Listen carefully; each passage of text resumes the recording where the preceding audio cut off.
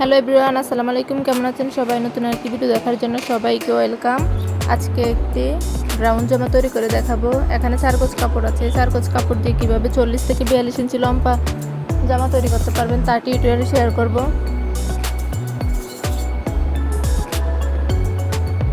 প্রথমে আমি এক সাইড থেকে কাপড়টাকে 2 ভাঁজ করে নিলাম।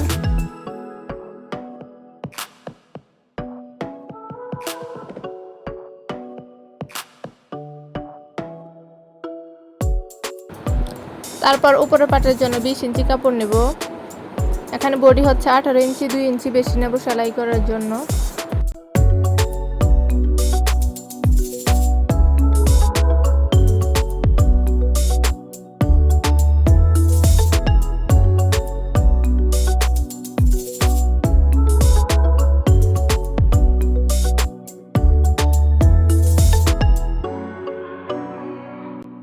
এখন কাপড়টাকে 4 ভাঁজ করে নিলাম। তারপরে গলা এবং হাতার মোহরা কাটিং করে নেব।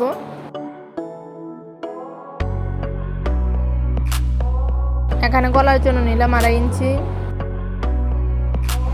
আর নিচে দিকে হচ্ছে 5 ইঞ্চি।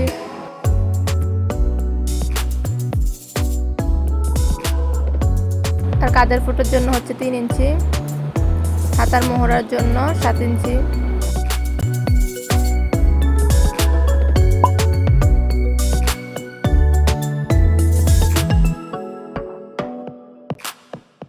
এখন নিচে থেকে কোমরের শেপের জন্য নিয়ে নিলাম 2 ইঞ্চি। এখন দাগ অনুসারে কাটিং করে নেব। আর বাকি যতটুকু কাপড় ছিল ওই কাপড়টাকে আমি এখানে 4 ভাঁজ করে নিয়েছি।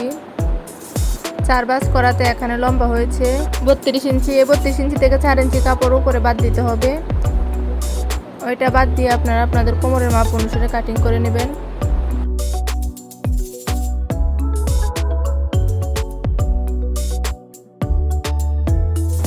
এখন এই 32 ইঞ্চি আমি সমান করে গোল রাউন্ড করে দাগ দিয়ে দেব সম্পূর্ণ কাপড়টায়।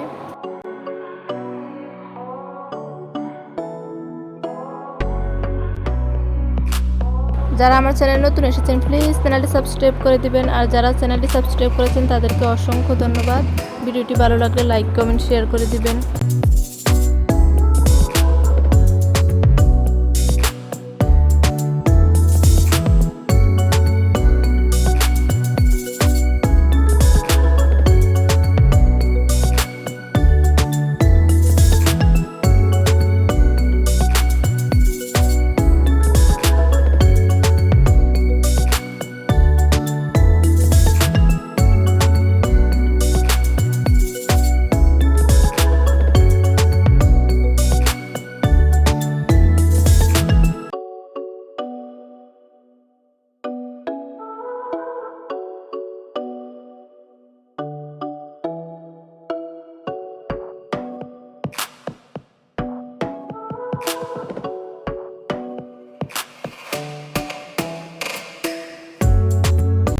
এখন দাগ অনুসারে সম্পূর্ণটা কাটিং করে নেব।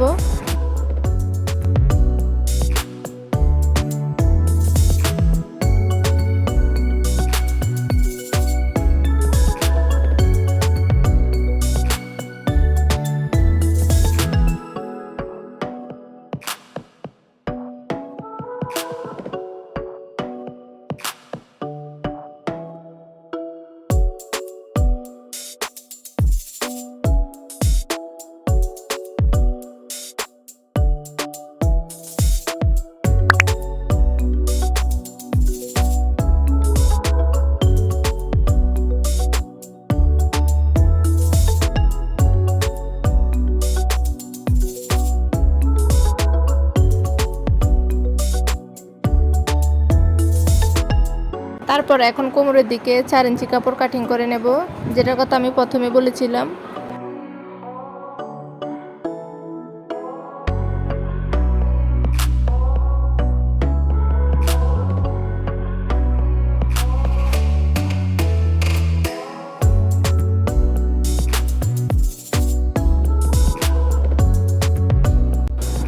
নিচের পাটটা কাটিং করার পরে সাইডে যে কাপড়টা ছিল ওই কাপড়টা দিয়ে এবং হাতা বার করে নেব।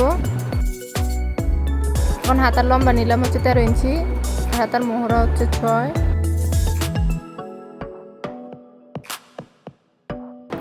এখানে হাতার নিচের দিকে মোহরা হচ্ছে 8 ইঞ্চি, আর খোলা অংশের দিকে 3 ইঞ্চিতে একটি দাগ দেব, তারপর রাউন্ড করে নেব। এখন দাগ অনুসারে কাটিং করে নেব। আশা করি টিউটোরিয়ালটি বুঝতে পেরেছেন। ভিডিওটি ভালো লাগলে প্লিজ চ্যানেলটি সাবস্ক্রাইব করবেন এবং একটি লাইক দিয়ে দিবেন। আল্লাহ হাফেজ।